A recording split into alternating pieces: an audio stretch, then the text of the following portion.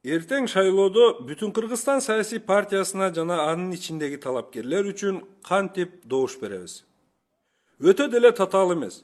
Шайлоо участкасына барып, ID карт же загран паспортуңузду көргөзүп, бармак издериңизди текшерткен соң, сизге 2 бюллетень берилет. Биринчиси сиздин округуңуздан бир мандаттуу мажоритардык система менен бараткан талапкерлердин тизмеси.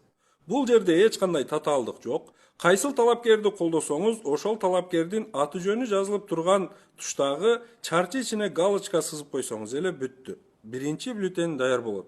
Болгону абайлаңыз, сиз сызып жаткан галочка чарчы квадраттан сыртка чыгып кетпеши керек. Экинчиси болсо, партияны жана партиянын ичиндеги талапкерди тандоочу бюллетень. Мына ушул нерсени көпчүлүк татаал болуп калыптыр. Түшүнө албай жатабыз деп жатышат. Анчалык чоң маселе деле жок. Бул бюллетень 2 бөлүмдөн турат.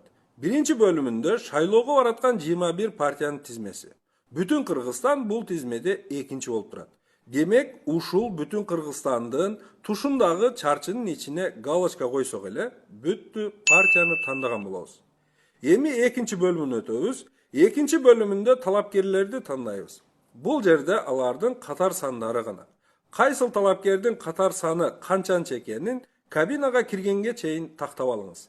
Мисалы, партия лидери Адахан Кимсанбаевич Мадумаровдун катар саны биринчи. Сиз эгер биринчи чарчы ичине галочка койгон болсоңуз, демек Мадумаровду шайлаган болосуз. Экинчи чарчы ичине галочка белгисин койсоңуз, Исхак Абсаматович Масалиевке добуш берген болосуз.